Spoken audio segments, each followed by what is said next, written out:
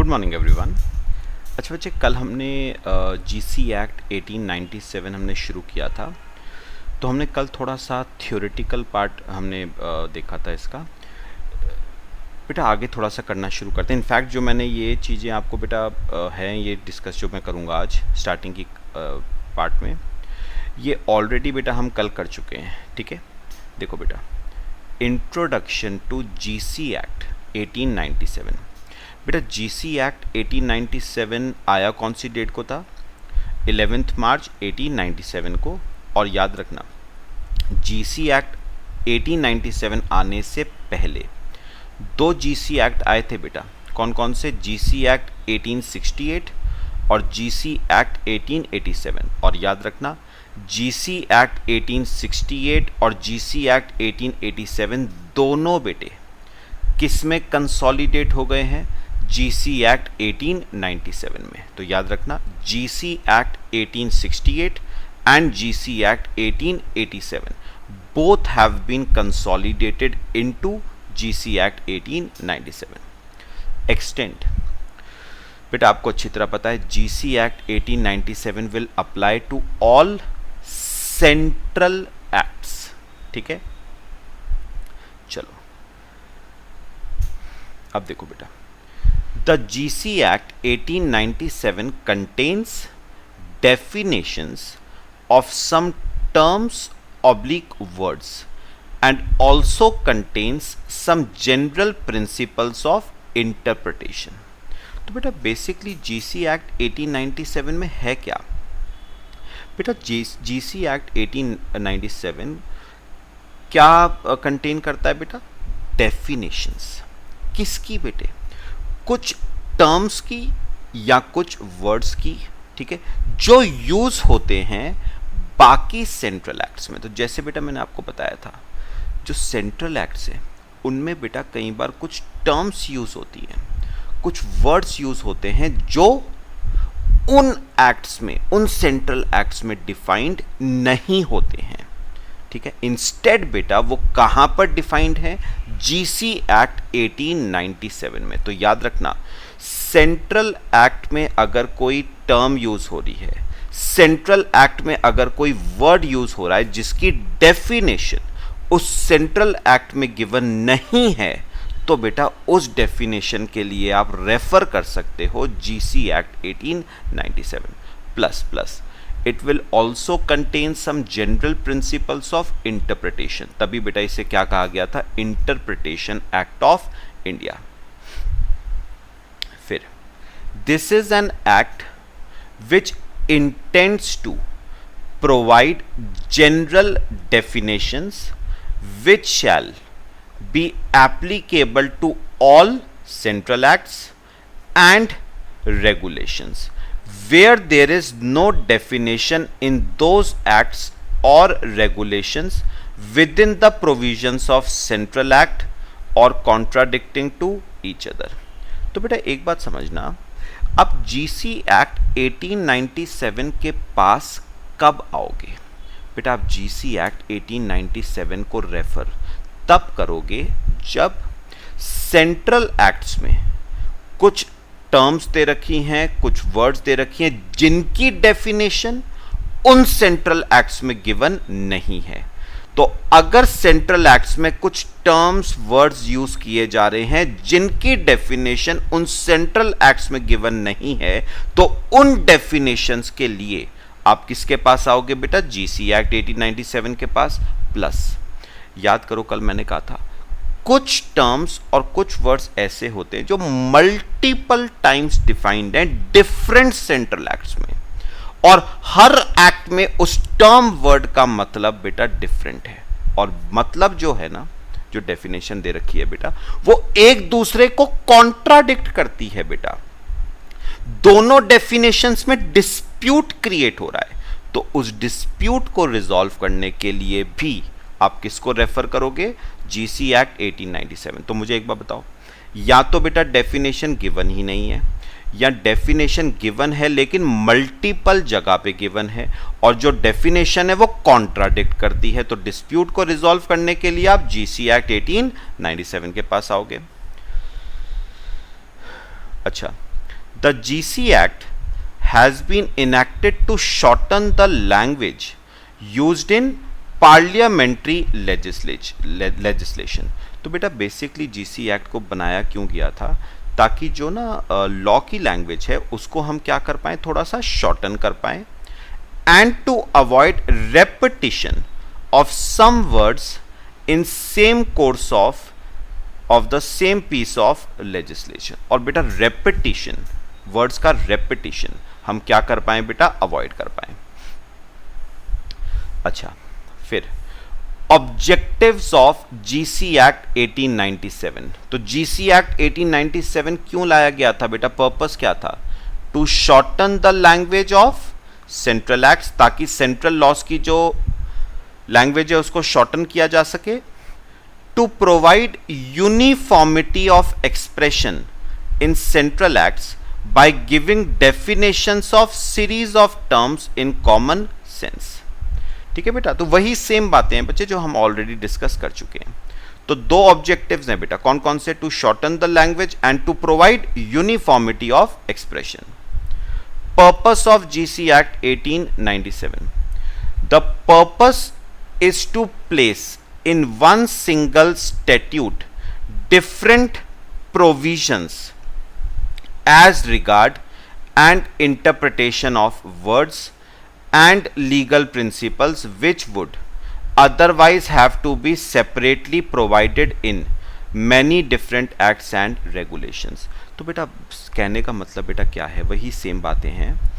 एक वर्ड है बेटा, एक टर्म है जो बेटा काफी सारे एक्ट्स में यूज हो रही है. Say for example movable property, बेटा मूवेबल प्रॉपर्टी से इंडियन कॉन्ट्रैक्ट एक्ट में भी यूज हो रही है, movable property sale of goods act में भी यूज हो रही है. तो काफी जगह पे बेटे, काफी जगह पे वो टर्म या वर्ड यूज हो रहा है. तो rather than कि उस वर्ड को हम हर एक्ट में डिफाइन करें, भाई मूवेबल प्रॉपर्टी को आप इंडियन कॉन्ट्रैक्ट एक्ट में भी डिफाइन करो, मूवेबल प्रॉपर्टी को आप सेल ऑफ गुड्स एक्ट में भी डिफाइन करो, फायदा क्या है बेटा, बेटर ऑफ ये है कि मूवेबल प्रॉपर्टी को सेंट्रल एक्ट्स में डिफाइन करने के बजाय एक सिंगल एक्ट में डिफाइन किया जाए, which is known as general clauses act 1897. ठीक है बेटे. फिर एप्लीकेबिलिटी ऑफ GC एक्ट 1897. तो आपको अच्छी तरह पता है बेटा GC act 1897 will apply to all central acts. अब ये सुनना बेटा, मेरी बात सुनना बेटा, कल करा था हमने, वही सेम बात है बेटा. ये देखो बेटा, इंडिया में सेंट्रल एक्ट्स ना, कुछ सेंट्रल एक्ट्स तो क्रिएट हुए थे 26 जनवरी 1950 से पहले, कॉन्स्टिट्यूशन बनने से पहले, और कुछ सेंट्रल एक्ट्स क्रिएट हुए थे 26 जनवरी 1950 के बाद. बेटा जो सेंट्रल एक्ट्स 26 जनवरी 1950 के बाद, 50 से पहले क्रिएट हुए थे ना, 50 से पहले क्रिएट हुए थे, दे वर फॉर्म्ड बाय, याद करो, कॉन्स्टिट्यूएंट असेंबली, जिसके लिए असेंट किसका चाहिए होता था बेटा, गवर्नर जनरल का. और जो सेंट्रल एक्ट्स 26 जनवरी 1950 के बाद क्रिएट हुए, वो कहां पर फॉर्म किए जाते थे, पार्लियामेंट में, with the prior approval of president. तो एक बात याद रखना बेटा, सेंट्रल एक्ट्स में वो एक्ट्स भी आएंगे जो 26 जनवरी 1950 से पहले क्रिएट हुए कॉन्स्टिट्यूएंट असेंबली में with prior approval of governor general, और सेंट्रल एक्ट्स में वो एक्ट्स भी आएंगे जो फॉर्म हुए 26 जनवरी 1950 के बाद पार्लियामेंट में with prior approval of president. तो दोनों बेटा सेंट्रल एक्ट्स हैं जो 26 जनवरी 1950 से पहले बने और जो 26 जनवरी 1950 के बाद बने. ठीक है. हाउएवर बेटा उसमें मैंने आपको बताया था, however section 4 provides that provisions of this act shall also apply partially on all central acts which were incorporated during applicability of General Clauses Act 1868 और 1887. याद करो कल मैंने क्या बताया था, जो सेंट्रल एक्ट्स GC एक्ट 1868 आने से पहले बने थे बेटा उन पे जीसी एक्ट 1897 अप्लाई नहीं करता है, लेकिन हाँ जो एक्ट्स जीसी एक्ट 1868 आने के बाद बने हैं बेटा, लेकिन 1897 वाले जीसी एक्ट से पहले बने हैं, उन पे जीसी एक्ट 1897 अप्लाई करेगा, but partially, only in respect of those definitions which are contained in section 4। ठीक है, फिर चलो बेटा जो अभी तक मैंने आज डिस्कशन किया ना बेटा, वो तो सब मैं ऑलरेडी आपको कल बता चुका था। अब आज बेटा हम कुछ सेक्शंस पढ़ना शुरू करेंगे, ध्यान से बेटा देखना है, बहुत सिंपल छोटे छोटे सेक्शन है बेटा। देखो सबसे पहले बेटा हम कर रहे हैं आज सेक्शन 5, क्या है, coming into operation of enactment. ठीक है, अब सुनो बेटा मेरी बात जो मैं कहूंगा, देखो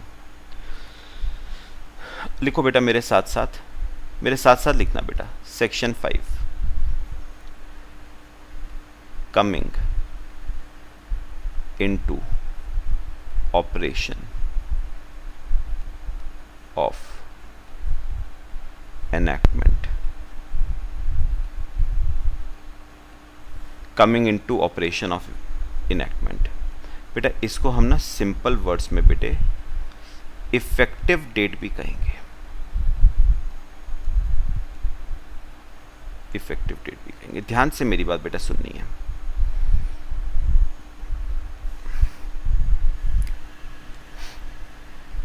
बेटा मेरे साथ साथ एक चार्ट बनाओ जरा।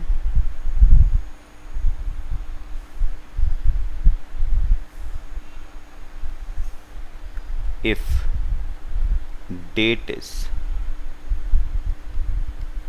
specified,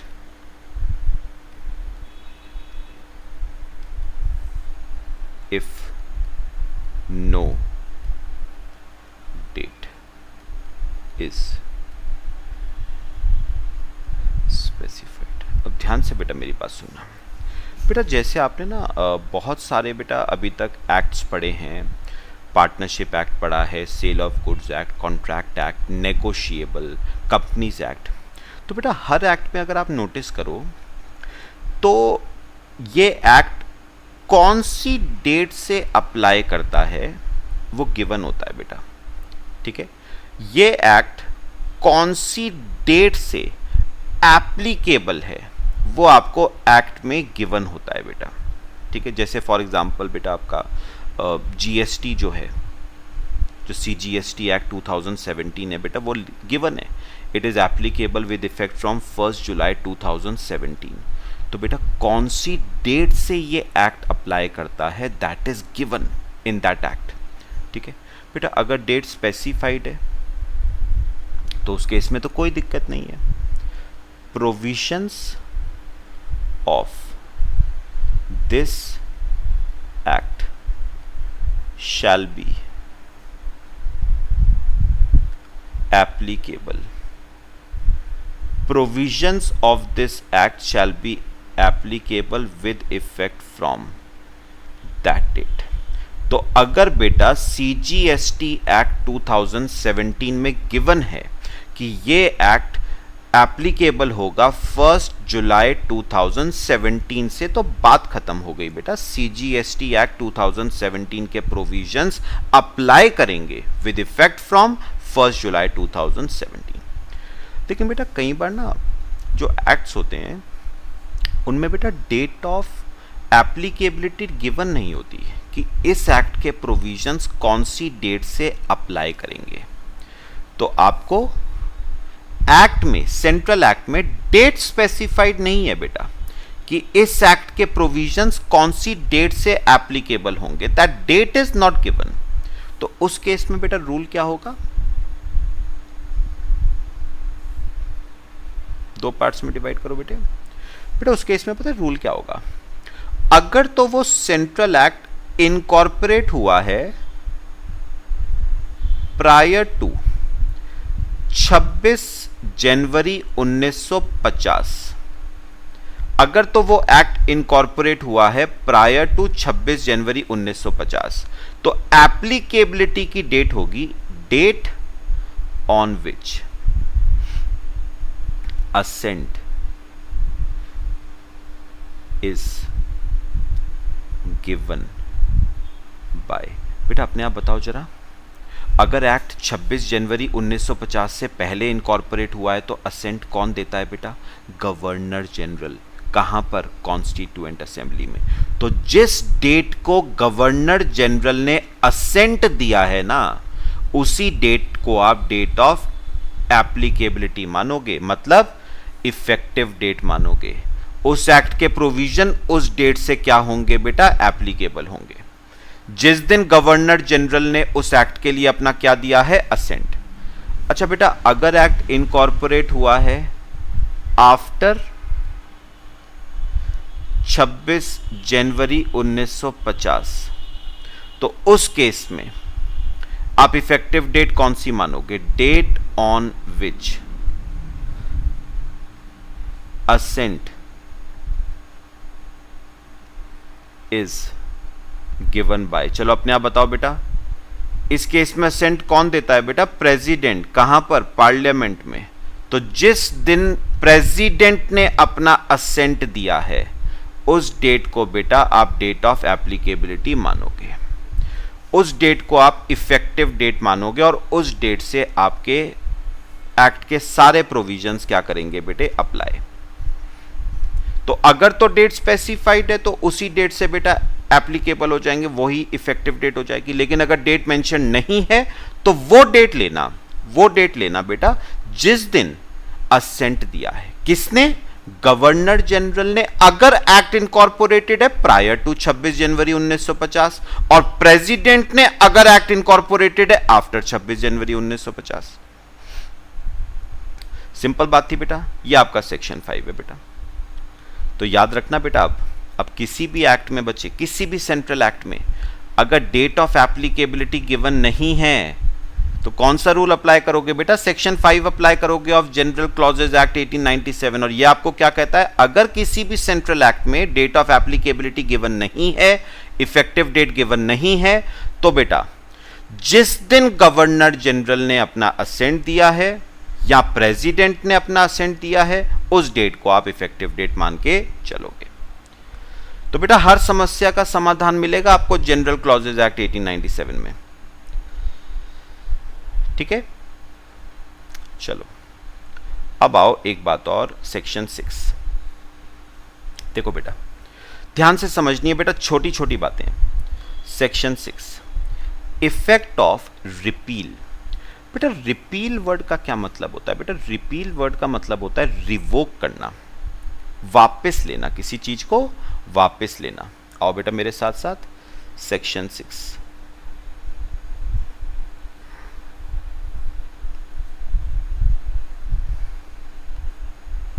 effect of repeal. बेटा रिपील का मतलब होता है रिवोक करना, वापस लेना। जैसे बेटा अगर मैं आपको एग्जांपल दूं, ओल्ड कंपनीज एक्ट बेटा कौन सा था? कंपनीज एक्ट 1956 था। तो बेटा गवर्नमेंट ने क्या किया था? 2013 में गवर्नमेंट ने क्या किया बेटा? कंपनीज एक्ट 1956 को बेटा रिवोक कर दिया, विड्रॉ कर दिया, और उसकी जगह एक न्यू कंपनीज एक्ट आया, कंपनीज एक्ट 2013। इसे बेटा हम रिपील कहते हैं। ओल्ड की जगह न्यू आना, जिसे आप चाहो तो सब्स्टिट्यूशन भी कह सकते हो बेटा, इसे हम कहते हैं रिपील, या आप कह लो रिवोक करना। तो जब ओल्ड एक्ट की जगह न्यू एक्ट आता है बेटा, that is known as repeal. तो हमने पुराना कंपनीज एक्ट वापस ले लिया और उसकी जगह एक न्यू कंपनीज एक्ट हमने इंट्रोड्यूस कर दिया, this is known as repeal, revoke करना। लेकिन बेटा जैसे बेटा गवर्नमेंट फॉर एग्जांपल दे रहा हूं, गवर्नमेंट सोचती है कि हमें फैक्ट्रीज एक्ट 1948 को बेटा खत्म करना है, हमें फैक्ट्रीज एक्ट 1948 को खत्म करना है। मतलब बेटा बात समझो, गवर्नमेंट फैक्ट्रीज एक्ट 1948 की जगह कोई नया फैक्ट्रीज एक्ट इंट्रोड्यूस नहीं करना चाहती है बेटा, फैक्ट्रीज एक्ट 1948 को ऑल टुगेदर खत्म करना चाहती है। दैट इज नॉट रिपील बेटा, उसे हम कहते हैं एबॉलिश करना, कैंसल करना, टर्मिनेट करना। That is not repeal. Repeal में बेटा पुराने एक्ट की जगह एक न्यू एक्ट लाया जाता है, लेकिन अगर पुराने एक्ट की जगह एक न्यू एक्ट नहीं लाया जा रहा है बेटा, दैट इज नॉट रिपील। तो गवर्नमेंट फैक्ट्रीज एक्ट 1948 को ऑल टुगेदर बेटा खत्म करना चाह रही है, खत्म करना चाह रही है, बिल्कुल एबॉलिश करना चाह रही है। उसे बेटा रिपील नहीं कहोगे। रिपील तब होता है जब पुराने एक्ट की जगह एक नया एक्ट लाया जाता है। ठीक है बेटा, तो ये बेटे आपका रिपील नहीं है, this is not repeal, this is repeal. ठीक है, अब बेटा बात समझना, ये सेक्शन 6 कहता क्या है बेटे। देखो बेटा, ध्यान से समझना है बेटा, सुनो।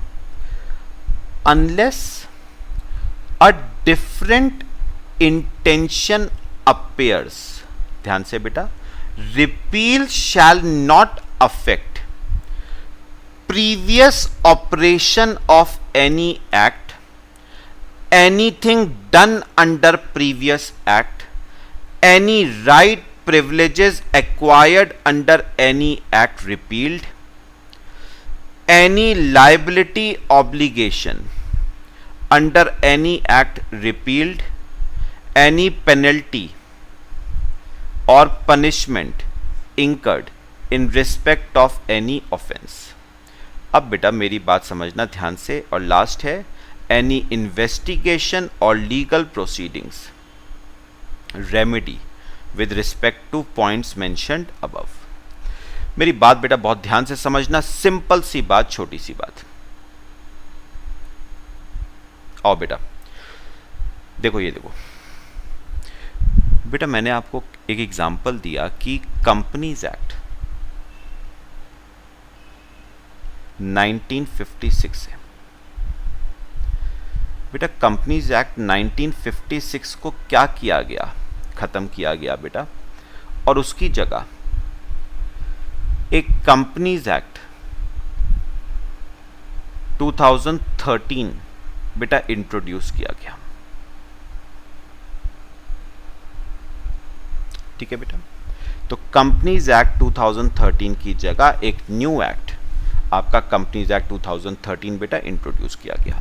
तो बेटा ये जो कंपनीज एक्ट 1956 है ना, इसे हम नाम देंगे रिपील्ड एक्ट, जिसे खत्म करा गया, जिसे रिवोक किया गया, विड्रॉ किया गया, इसे हम रिपील्ड एक्ट नाम देंगे। ठीक है, सुनो ध्यान से बेटा, उन्होंने कहा, सुनो, उन्होंने कहा कंपनीज एक्ट 1956 के अंदर, ध्यान से सुनना बेटा, उन्होंने कहा कंपनीज एक्ट 1956 ने आपको कुछ राइट्स दिए होंगे।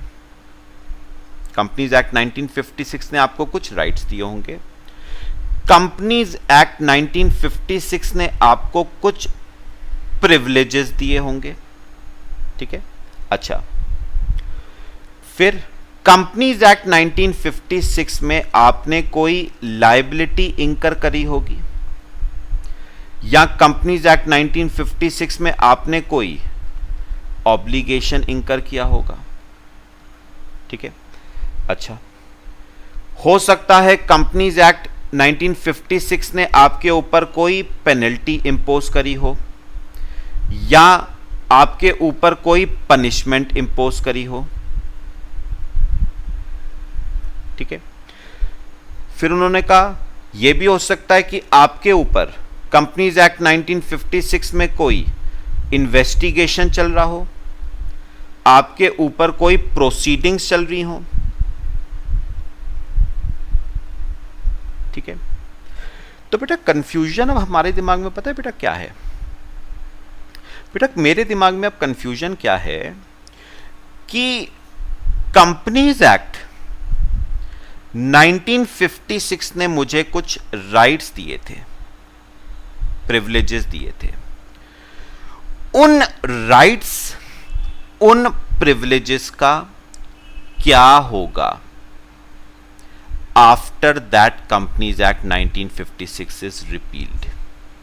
मतलब बेटा कहने का यह है कि ओल्ड कंपनीज एक्ट ने, जो रिपील्ड एक्ट था, उसने आपको जो राइट्स दिए थे बेटा, जो प्रिविलेजेस दिए थे, उनका क्या होगा जब वो कंपनीज एक्ट रहा ही नहीं जिसने आपको ये राइट्स और प्रिविलेजेस दिए थे। मतलब बेटा कहने का मेरा ये है, इन राइट्स और प्रिविलेजेस का क्या होगा अंडर न्यू कंपनीज एक्ट। बेटा उन्होंने कहा ये राइट्स और प्रिविलेजेस आपके सेम रहेंगे।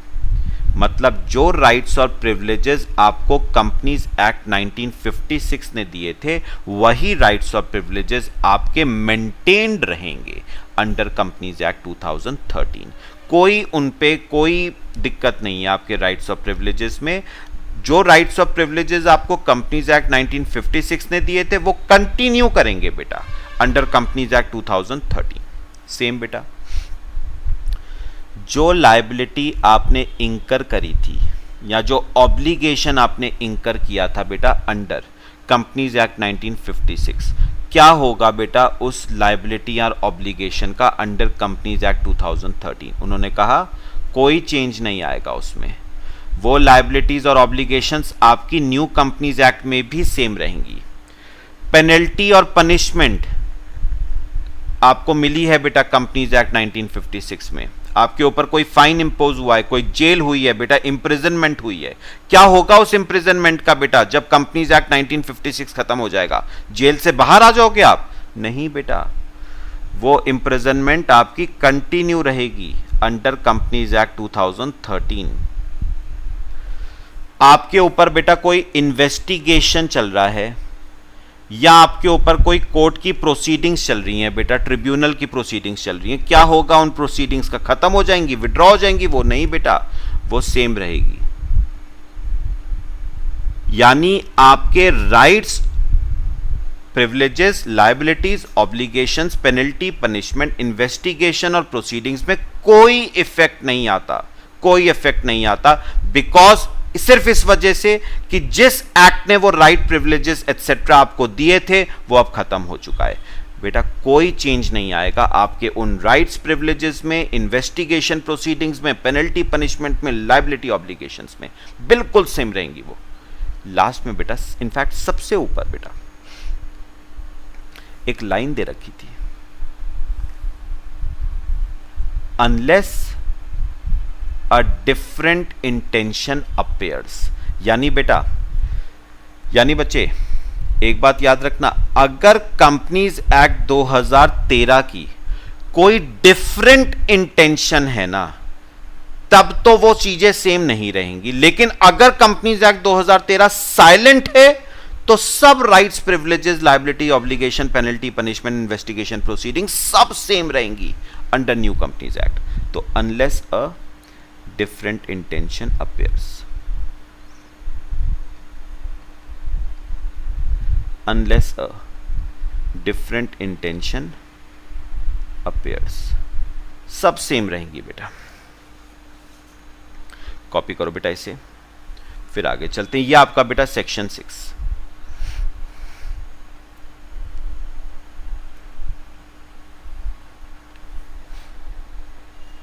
सिंपल सिंपल सेक्शन है बेटा।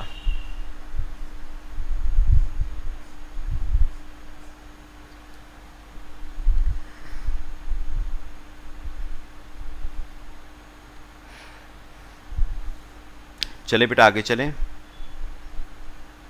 चलो अब आओ बेटा सेक्शन 24। बेटा अभी सेक्शन 7 बाद में करेंगे, पहले सेक्शन 24 इसी से रिलेटेड है बेटा, तो मैं आपको करा दूं। सुनो, सेक्शन 24 क्या कहता है? Continuation of orders etcetera. सुनना ध्यान से बेटा। बेटा अभी हमने पढ़ा 2 एक्ट हैं, एक तो रिपील्ड एक्ट है, रिपील्ड एक्ट मतलब जिसे रिवोक कर दिया गया है, वापस ले लिया गया है, कंपनीज एक्ट 1956, और एक न्यू एक्ट है बेटा, यानी कंपनीज एक्ट 2013। अब ध्यान से बेटा मेरी बात समझना, बेटा जो ओल्ड कंपनीज एक्ट था ना 1956, ध्यान से सुनना बेटा, जो ओल्ड कंपनीज एक्ट था बेटा उसमें ना एक प्रोविजन था with respect to board meeting, उसमें एक प्रोविजन था with respect to board meeting. और वो प्रोविजन बेटा पता है क्या कहता था कि जो डायरेक्टर्स है ना उन्हें हर साल में एटलीस्ट 4 बोर्ड मीटिंग्स होल्ड करनी पड़ेंगी, ठीक है, और क्वार्टर में एक, तो बेटा 4 क्वार्टर हैं, 4 बोर्ड मीटिंग है, तो 1 बोर्ड मीटिंग पर क्वार्टर, तो साल में आपको 4 बोर्ड मीटिंग्स होल्ड करनी है, पर क्वार्टर आपको 1 बोर्ड मीटिंग होल्ड करनी है।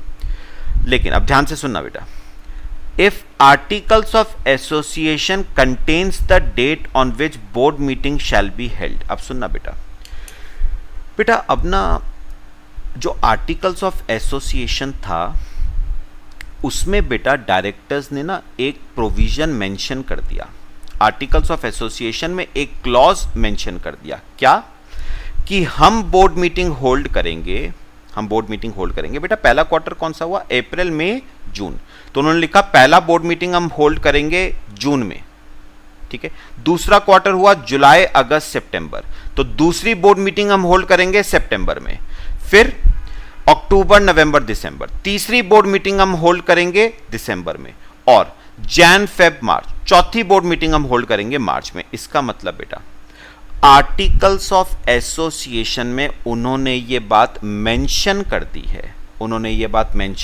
है, कि हम बोर्ड मीटिंग्स को होल्ड करेंगे इस डेट को, इस मंथ में से, कौन कौन से मंथ में बेटा, जून में पहली बोर्ड मीटिंग, सितंबर में, दिसंबर में, मार्च में।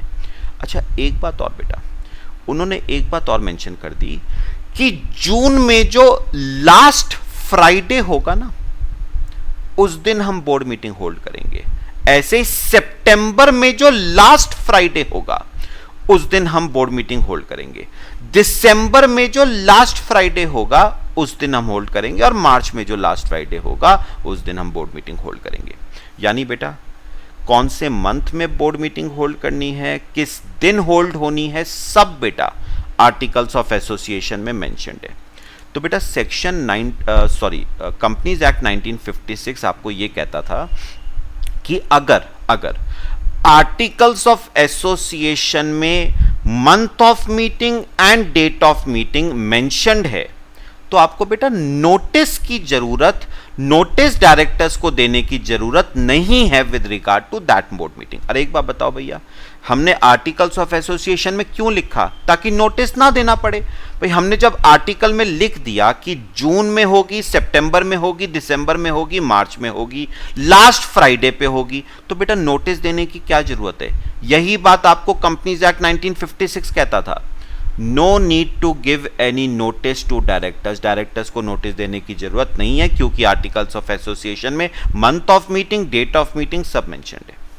लेकिन बेटा नया कंपनीज एक्ट आया, कंपनीज एक्ट 2013, और वो पता क्या कहता है, notice required for every board meeting. मतलब बेटा एक बात समझो, आपने आर्टिकल्स ऑफ एसोसिएशन में month of meeting, date of meeting mention किया हो या ना किया हो, हर बोर्ड मीटिंग का आपको नोटिस, प्रायर नोटिस डायरेक्टर्स को देना पड़ेगा। यह आपका बेटा कौन कहता है, कंपनीज एक्ट 2013 कहता है। ठीक है बेटा, अभी ना मैं एग्जांपल दे रहा हूं, फिर मैं केस पे आऊंगा। अब सुनना ध्यान से सुनना बेटा। अब एक और एग्जांपल लो बेटा। जो कंपनीज एक्ट 1956 था ना, जो पुराना कंपनीज एक्ट था, वो कहता था कंपनी डायरेक्टर को लोन नहीं दे सकती, लेकिन हाँ कंपनी डायरेक्टर को उधार पे सामान बेच सकती है, लोन नहीं दे सकती। उधार पे सामान बेचे हमें कोई दिक्कत नहीं है, लेकिन बेटा कंपनीज एक्ट 2013 कह रहा है ना तो लोन दे सकती है, ना उधार पे सामान बेच सकती है बेटा डायरेक्टर्स को। तो मैं दोबारा बोल रहा हूं बेटा, कंपनीज एक्ट 1956 कहता था कि कंपनी डायरेक्टर्स को उधार नहीं दे सकती, लेकिन उधार पे सामान बेच सकती है। ठीक है, कंपनीज एक्ट 2013 कहता है ना तो लोन दे सकती है, ना उधार पे सामान बेच सकती है। ठीक है सर, ये क्या पढ़ा रहे हो, कुछ समझ नहीं आया बेटा। समझो, अभी यहां पर देखो मेरे साथ, नीचे देखो मैंने क्या लिखा बेटा। If provisions, rules, bylaws, order of repealed act are not amended, then provisions of repealed act shall apply. अब सुनो उन्होंने क्या कहा बेटा, उन्होंने कहा अगर कंपनीज एक्ट 1956 के जितने भी प्रोविजंस थे ना, जितने भी प्रोविजंस थे बेटा, दो प्रोविजन बताए मैंने आपको, ठीक है। कंपनीज एक्ट के जितने भी प्रोविजंस थे, अगर उन्हें अमेंड नहीं करा गया, बेटा अमेंड कैसे कैसे हो सकता है, एडिशन, अमेंड कैसे, अमेंड मतलब चेंज बेटा, एडिशन या हो सकता है डिलीशन या हो सकता है सब्स्टिट्यूशन, है ना। एडिशन मतलब कुछ एडिशनल बातें ऐड कर दी आपने, डिलीशन मतलब उसको पूरी तरह से डिलीट कर दिया, सब्स्टिट्यूशन मतलब उस प्रोविजन की जगह एक नया प्रोविजन लाए। तो बेटा उन्होंने कहा अगर कंपनीज एक्ट 1956 के प्रोविजंस को, बायलॉज को, रूल्स को, ऑर्डर्स को अमेंड नहीं करा जाता है, अमेंड नहीं करा जाता है, उसमें कोई चेंजेस नहीं करे जाते, तो बेटा बोलने की बात नहीं है ना। तो provisions of repealed act shall apply, मतलब कंपनीज एक्ट 1956 के प्रोविजंस ही क्या करेंगे, अप्लाई करेंगे अंडर कंपनीज एक्ट 2013। तो बात समझो, अगर उन्होंने कंपनीज एक्ट 1956 के प्रोविजंस को अमेंड नहीं करा तो बेटा कंपनीज एक्ट 1956 के प्रोविजंस ही फॉलो होंगे अंडर कंपनीज एक्ट 2013। अब जैसे बेटा ऊपर मैंने बोर्ड मीटिंग का एग्जांपल दिया था, पहले बताओ बेटा बोर्ड मीटिंग के प्रोविजन को उन्होंने अमेंड किया या नहीं किया बेटा। पहले क्या था, आपको नोटिस देने की जरूरत नहीं है अगर आर्टिकल्स ऑफ एसोसिएशन में date of meeting and month of meeting mentioned है। अच्छा, अब अमेंड करके क्या कर दिया, आर्टिकल्स ऑफ एसोसिएशन में मेंशन्ड हो या ना हो आपको नोटिस देना पड़ेगा। तो बेटा सोचो, क्योंकि कंपनीज एक्ट 2013 ने बोर्ड मीटिंग से रिलेटिंग प्रोविजन को अमेंड कर दिया है, तो बेटा कंपनीज एक्ट 2013 का प्रोविजन ही अप्लाई करेगा। लेकिन व्हाट इफ बेटा बोर्ड मीटिंग को लेके कंपनीज एक्ट 2013 साइलेंट होता, कुछ ना कहता कंपनीज एक्ट 2013, तो बेटा कंपनीज एक्ट 1956 का प्रोविजन ही फॉलो होता अंडर कंपनीज एक्ट 2013। मतलब बोर्ड मीटिंग का नोटिस आपको देने की जरूरत नहीं है अगर आर्टिकल्स ऑफ एसोसिएशन में क्लॉज मेंशन्ड है तो। ऐसे ही बेटा लोन के केस में कंपनीज एक्ट 1956 कहता था डायरेक्टर को लोन नहीं दे सकते, हाँ उधार पे सामान बेच सकते हो, लेकिन कंपनीज एक्ट 2013 ने इस प्रोविजन को क्या कर दिया बेटा, अमेंड कर दिया और कहा ना तो डायरेक्टर को लोन दे सकते हो ना उसको उधार पे सामान बेच सकते हो। तो किसका प्रोविजन अप्लाई करेगा बेटा, कंपनीज एक्ट 2013 का प्रोविजन अप्लाई करेगा। व्हाट इफ कंपनीज एक्ट 2013 ने इस प्रोविजन को, कंपनीज एक्ट 1956 के इस प्रोविजन को बेटा अमेंड ना करा होता, तो बेटा कंपनीज एक्ट 1956 का प्रोविजन ही अप्लाई करता। सिंपल बात बेटा। तो उन्होंने कहा अगर रिपील्ड एक्ट के, मतलब कंपनीज एक्ट 1956 के प्रोविजंस को अमेंड नहीं करा जाता है, तो उसी एक्ट के प्रोविजंस आगे भी क्या करेंगे, अप्लाई। बताओ बेटा समझ आई बात। सिंपल सा बेटा आपका सेक्शन था, सेक्शन 24, ये रिपील्ड एक्ट से ही रिलेटिंग था बेटा। अच्छा अगला बेटा देखो, इसमें ना मैंने लिखा हुआ भी है बेटे, the order, scheme, bylaws, provisions of repealed act, मतलब companies act 1956 shall continue to apply. वो अप्लाई करेंगे बेटा unless it is superseded by new act, मतलब अनटिल और अनलेस न्यू एक्ट कोई नया प्रोविजन बताता है। अगर नहीं बताता है तो ओल्ड एक्ट के प्रोविजन ही क्या करेंगे, अप्लाई करेंगे। That is provision, order, scheme, bylaws of repealed act shall continue to apply so far as they are not inconsistent with the new act। तो बेटा एक बात तो सिंपल है ना, कंपनीज एक्ट 1956 के प्रोविजंस तब तक अप्लाई करते जाएंगे जब तक they are not inconsistent with the provisions of new act. मतलब बेटा मतलब कंपनीज एक्ट 1956 के प्रोविजंस कंपनीज एक्ट 2013 के प्रोविजंस का उल्लंघन नहीं कर सकते हैं बेटा, सुपरसीड नहीं कर सकते हैं। अगर तो कंपनीज एक्ट 2013 में प्रोविजन नया आया है तो वही फॉलो होगा। अगर नहीं लिखा है कंपनीज एक्ट 2013 में कुछ, कंपनीज एक्ट 2013 साइलेंट है, तो आप कंपनीज एक्ट 1956 के प्रोविजंस को ही फॉलो करके चलोगे। कंपनीज एक्ट 1956 के प्रोविजन कंपनीज एक्ट 2013 के प्रोविजंस का उल्लंघन नहीं कर सकते हैं, उसे सुपरसीड नहीं कर सकते हैं। सब आया बेटा सबको? चलो, ये आपका बेटा सेक्शन 24 था। अब आता है section 7, revival of repealed enactments. Simple बात बेटा, बहुत सिंपल, कुछ भी दिक्कत नहीं है। इमेजिन करो बेटा, जो गवर्नमेंट थी उसने बेटा कंपनीज एक्ट 1956 को खत्म कर दिया और उसकी जगह ले आई कंपनीज एक्ट 2013। सबको पता है ये बात। अब इमेजिन करो कुछ साल के बाद गवर्नमेंट सोचती है क्यों ना मरे हुए को जिंदा किया जाए, क्यों ना मरे हुए को जिंदा किया जाए, मतलब रिवाइव किया जाए। बेटा मरा हुआ मतलब कंपनीज एक्ट 1956। क्यों ना मरे हुए एक्ट को फिर से जीवित किया जाए, क्यों ना कंपनीज एक्ट 1956 को फिर से इंट्रोड्यूस किया जाए in place of companies act 2013। क्या बेटा मरा हुआ एक्ट, जिस एक्ट को गवर्नमेंट खत्म कर चुकी है, क्या वो एक्ट दोबारा से फ्यूचर में लाया जा सकता है क्या बेटा? द आंसर इज यस, लाया जा सकता है बेटा। आइदर होली, या तो पूरा लाया जा सकता है, और अगर पार्शियली रिवाइव करना चाहती है तो बेटा पार्शियली भी हो जाएगा। बस एक कंडीशन, एक शर्त है, उसका पर्पस रीजन आपको बताना पड़ेगा। मतलब अगर आप पुराने एक्ट को जो खत्म हो चुका है उसे फिर से रिवाइव करना चाहते हो, फिर से जिंदा करना चाहते हो, तो आपको बस उसका क्या बताना पड़ेगा? पर्पस यानी रीजन आपको बताना पड़ेगा कि उस एक्ट को क्यों आप फिर से जीवित करना चाहते हो। सिंपल बात है बेटा, सेक्शन 7, कोई दिक्कत नहीं। अच्छा,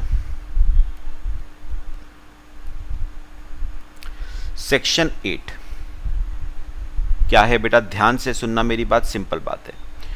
construction of references to repealed एनेक्टमेंट्स।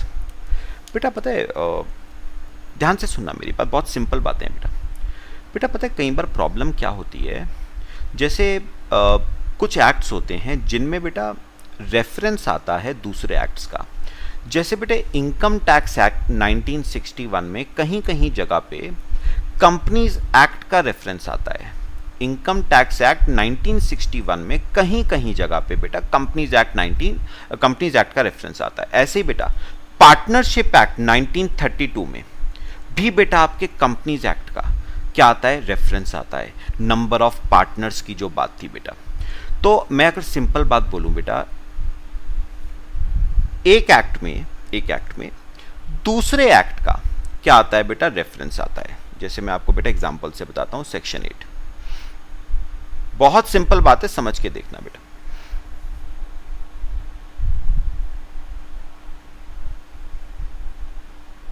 Section 8, जैसे बेटा मैंने आपको एग्जांपल क्या दिया, जैसे फॉर एग्जांपल आपका इनकम टैक्स एक्ट 1961 है बेटा। बेटा कई बार क्या होता है कि एक एक्ट में दूसरे एक्ट का रेफरेंस आता है। जैसे इनकम टैक्स एक्ट 1961 में रेफरेंस आता है कहीं कहीं जगह पे बेटा कंपनीज एक्ट का।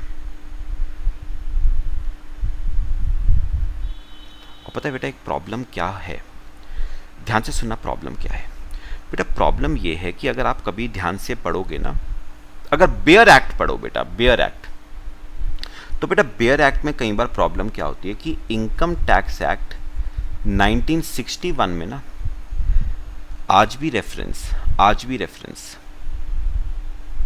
इनकम टैक्स एक्ट 1961 में बेटे आज भी रेफरेंस बेटा पता है किसका यूज हो रहा है? कंपनीज एक्ट 1956 का ही रेफरेंस यूज हो रहा है आज भी बेटा। ऑल्दो कंपनीज एक्ट 1956 बेटा रिपील हो चुका है, खत्म हो चुका है, लेकिन फिर भी बेटा इनकम टैक्स एक्ट 1961 में आज भी बेटा रेफरेंस किसका दिया जा रहा है बेटा? कंपनीज एक्ट 1956 का दिया जा रहा है आज भी बेटा। तो सेक्शन 8 आपको क्या कहता है? सेक्शन 8 कहता है अगर ध्यान से सुनना बेटा, अगर किसी एक्ट में, अगर किसी सेंट्रल एक्ट में रेफरेंस आज भी रिपील्ड एक्ट का दिया जा रहा है ना, अगर किसी सेंट्रल एक्ट में आज भी रेफरेंस ऐसे एक्ट का दिया जा रहा है जो कब का खत्म हो चुका है, तो माना जाएगा, अज्यूम करा जाएगा, अज्यूम किया जाएगा कि वो रेफरेंस रिपील्ड एक्ट का नहीं है, वो रेफरेंस न्यू एक्ट का है। यानी बेटा ऑल्दो वहां पर कंपनीज एक्ट 1956 लिखा है, लेकिन माना जाएगा कि वो रेफरेंस कंपनीज एक्ट 1956 का नहीं है, वो कंपनीज एक्ट 2013 का ही रेफरेंस है। क्योंकि बेटा आप सोच के देखो ना, अगर एक एक्ट बेटा कंपनीज एक्ट का रेफरेंस बहुत एक्ट्स में है, तो आप सोचो जब कंपनीज एक्ट 1956 खत्म हुआ तो कितने एक्ट्स को बेटा बदलना पड़ेगा? पॉसिबल ही नहीं है बेटे, बात समझो भाई। हमने बहुत सारे एक्ट्स में बेटा कंपनीज एक्ट 1956 का रेफरेंस दे रखा था। अब जब कंपनीज एक्ट 1956 खत्म हुआ, कंपनीज एक्ट 2013 आया, तो उन एक्ट्स को भी तो चेंज करना पड़ेगा, उनकी लैंग्वेज को भी तो चेंज करना पड़ेगा। तो पता है क्या, उनको चेंज नहीं करा गया बेटा, इनकम टैक्स एक्ट 1961 को अमेंड नहीं करा गया है, इंस्टेड सेक्शन 8 डाल दिया गया जनरल क्लॉजेज एक्ट 1897 में। और यह क्या कहता है कि कहीं पर भी किसी भी सेंट्रल एक्ट में अगर आपको रिपील्ड एक्ट का रेफरेंस मिलता है ना, तो आप मान के चलोगे वो रिपील्ड एक्ट का रेफरेंस नहीं है, वो न्यू एक्ट का रेफरेंस है।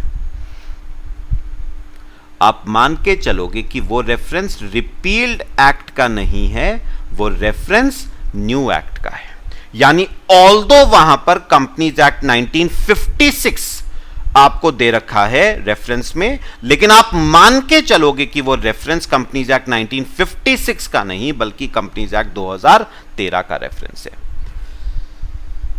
ऐसी बेटा पता है काफी जगह पे ना,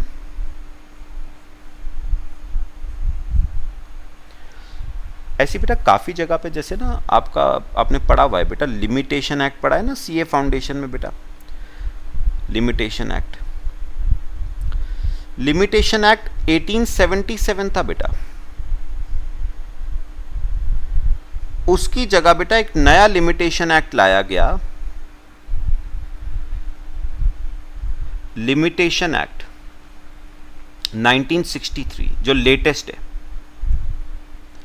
तो बेटा लिमिटेशन एक्ट 1877 तो कौन सा एक्ट हो गया? रिपील्ड एक्ट जो खत्म हो गया बेटा।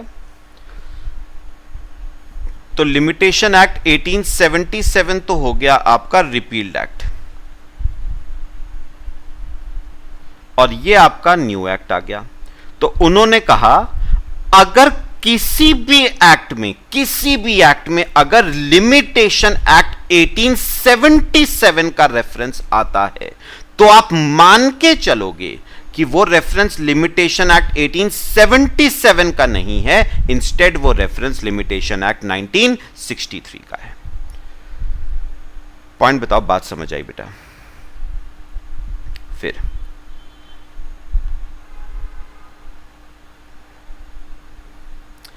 तो under income tax act 1961 if reference of companies act 1956 is given then it will be constitute, मतलब माना जाएगा as reference to companies act 2013 unless वही बात बेटा, unless a different intention appears.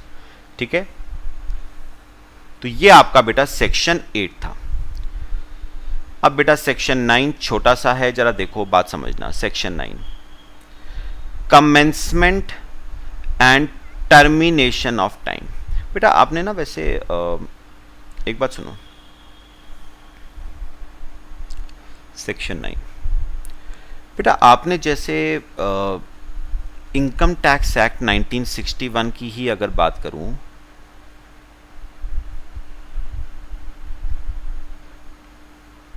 तो बेटा इनकम टैक्स एक्ट 1961 में भी ना में ही आप काफ़ी जगह पे बेटा पढ़ते हो कि जो प्रोविज़न लाया गया है, जो प्रोविज़न लाया गया है वो एप्लीकेबल होगा, जो प्रोविज़न लाया गया है वो एप्लीकेबल होगा from this date up to this date.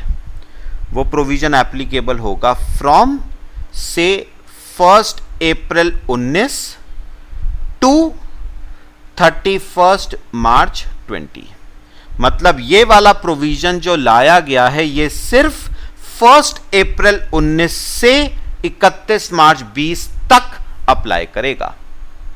अब उन्होंने बेटा सेक्शन 9 में ना, सिंपल बात है बेटा, बहुत सिंपल, नहीं भी बताते वो सेक्शन 9 में तो हमें पता था बेटा, उन्होंने फ्रॉम और टू का आपको रेलेवेंस बताया है बेटा सेक्शन 9 में। किसका रेलेवेंस? फ्रॉम वर्ड का क्या रेलेवेंस है और टू वर्ड का क्या रेलेवेंस है, अपने आप बता सकते हो बेटा। आप अपने आप बताओ। लिखा हुआ ये प्रोविजन इस डेट से अप्लाई करेगा, मतलब इससे पहले का जो पीरियड है 1 अप्रैल 19 से पहले का जो पीरियड है उसमें ये अप्लाई नहीं करेगा, फ्रॉम 1 अप्रैल अप्लाई करेगा ना। तो 1 अप्रैल से पहले का पीरियड क्या करना है बेटा? इग्नोर। टू 31 मार्च 20 अप्लाई करेगा, मतलब किस डेट तक अप्लाई करेगा? 31 मार्च 20 तक। मतलब इसके बाद का पीरियड भी क्या करना है बेटा? इग्नोर करना है। तो बेसिकली बताओ सेक्शन 9 आपको क्या बता रहा है बेटा? सेक्शन 9 आपको इंटरप्रिटेशन बता रहा है। सेक्शन 9 आपको इंटरप्रिटेशन बता रहा है। कौन से वर्ड्स का? फ्रॉम वर्ड का और टू वर्ड का। तो जहां पर फ्रॉम लिखा हुआ है मतलब उस डेट से, तो उससे पहले के डेज इग्नोर करने हैं। टू दिस डेट मतलब उसके बाद के डेज इग्नोर करने हैं बेटा।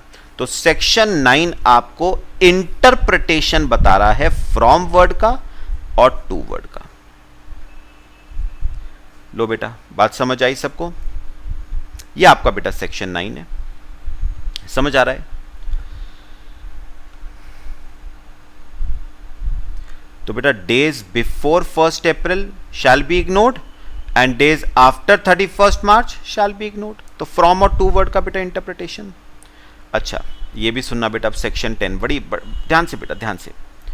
Section 10 computation of time. अब सुनो सुनो सुनो बेटा, कंप्यूटेशन ऑफ टाइम क्या? जैसे सुनो सुनो एग्जांपल, जैसे बेटा आपके नेगोशिएबल इंस्ट्रूमेंट एक्ट 1881 में लिखा हुआ है that case has to be filed within 1 month. मतलब डिसऑनर, बेटा हमने पढ़ा हुआ है ना section 138, notice of dishonour.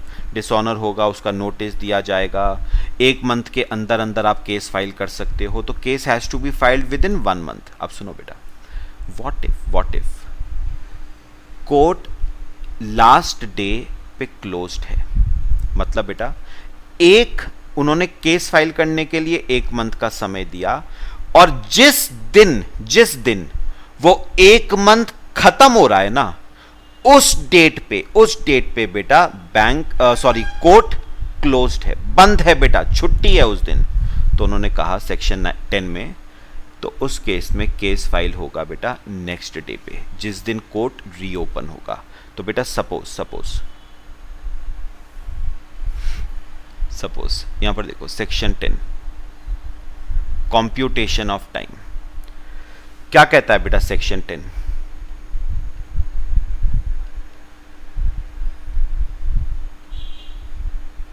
Computation of time सुनो मेरी बात बेटा, जैसे बेटे मैंने आपको बताया कि नेगोशिएबल इंस्ट्रूमेंट्स एक्ट 1881 में सेक्शन 138 है, सॉरी सेक्शन 138 है, जो आपको कहता है in case of dishonour, in case of dishonour case is to be filed within 1 month. आपको 1 महीने के अंदर अंदर आपको केस फाइल करना है, ठीक है बेटा, ठीक है। सपोज, अब सुनो, सपोज ये जो बेटा 1 मंथ वाला पीरियड है ना जो उन्होंने दिया है, उस दिन बेटा फॉर एग्जाम्पल कोर्ट क्लोज्ड है, कोर्ट बंद है, कोर्ट बंद है on last day, court is closed on last day, आखिरी दिन बेटा कोर्ट बंद है। तो उन्होंने कहा अगर आखिरी दिन कोर्ट बंद है ना तो केस नेक्स्ट दिन फाइल हो सकता है, case can be filed on the next day. जिस दिन कोर्ट ओपन होगा case can be filed on next day, case can be filed on the next day. तो केस आप अगले दिन फर्निश फाइल कर सकते हो बेटा, कोई दिक्कत नहीं है। लेकिन बेटे लिमिटेशन एक्ट है 1963, अभी बताया था ना बेटा, पुराना वाला खत्म हो गया था, 1963 वाला आ गया था बेटा। लिमिटेशन एक्ट 1963 याद करो, आपने फाउंडेशन में किया हुआ है, और ये आपको साफ साफ कहता था कोई भी डेट बेटा, कोई भी डेट आप रिकवर कर सकते हो up to a period of 3 years. अगर आपने 3 साल के अंदर अंदर डेट को रिकवर नहीं करा तो वो डेट बेटा बन जाता है टाइम बार्ड डेट बन जाता है, वो डेट आपका टाइम बार्ड डेट बन जाता है। अगर आपने 3 साल के अंदर अंदर वो डेट रिकवर नहीं किया तो वो डेट आपका बेटा क्या बन जाएगा, टाइम बार्ड डेट। पक्का बताओ बेटा, बात समझ आई? ठीक है, अब सुनो मेरी बात। अब बेटा 3 साल का पीरियड, 3 साल का पीरियड जिस दिन खत्म हो रहा है, मतलब लास्ट डे,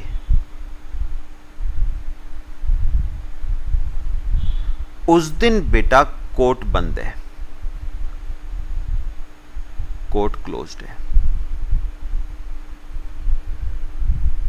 तो बेटा अगर लास्ट डे पे कोर्ट क्लोज्ड है तो क्या लेना होता है, नेक्स्ट डे जिस दिन कोर्ट ओपन होगा?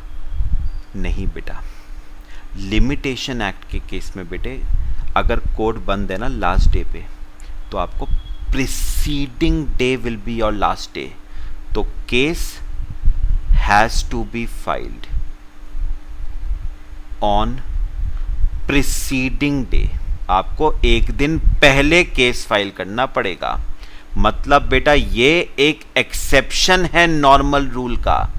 Limitation act is an exception बेटा, लिमिटेशन एक्ट एक एक्सेप्शन है, याद रखना। नॉर्मली बेटा अगर लास्ट डे पे कोर्ट क्लोज होता है तो नेक्स्ट डे दिया जाता है आपको, लेकिन बेटा लिमिटेशन एक्ट के केस में आपको एक दिन फालतू नहीं दिया जाएगा बेटा, एक दिन कम दिया जाएगा।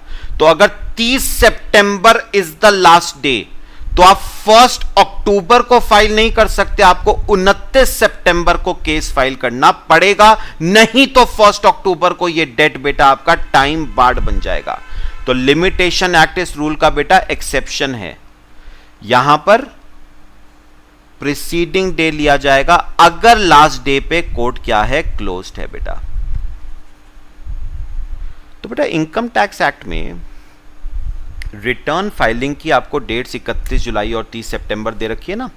तो अगर 31 जुलाई को बेटा बैंक वगैरह बंद हैं, इनकम टैक्स ऑफिस सपोज बंद है, तो बेटा उस केस में क्या होगा, आपको नेक्स्ट डे दिया जाएगा, यानी आप 31 जुलाई की जगह 1 अगस्त को रिटर्न्स फर्निश कर सकते हो, 30 सितंबर की जगह 1 अक्टूबर को फर्निश कर सकते हो। लेकिन limitation act is an exception, यहां पर सक्सीडिंग डे नहीं दिया गया आपको, preceding day will be your last day. याद रखना बेटा, अगर 30 सितंबर को बैंक कोर्ट क्लोज्ड है और आपने डेटर के ऊपर केस फाइल नहीं करा, ठीक है, 29 सितंबर तक, तो बेटा 1 अक्टूबर को ये डेट क्या बन जाएगा, टाइम बार्ड। तो एक दिन फालतू नहीं है, उल्टा एक दिन कम दिया गया है लिमिटेशन एक्ट 1963 के केस में। लो बेटा, पक्का बताओ बेटा, जितना हमने आज डिस्कस किया क्लियर हुआ सबको? ठीक है, चलो बच्चे, बाकी हम बेटा इसमें नेक्स्ट क्लास में डिस्कस करेंगे। ठीक है, जो आप मेरे हैंड रिटन नोट्स हैं बेटा, वो मैं नीचे डिस्क्रिप्शन बॉक्स में अपलोड कर दूंगा, वहाँ से लिंक डाउनलोड कर लेना।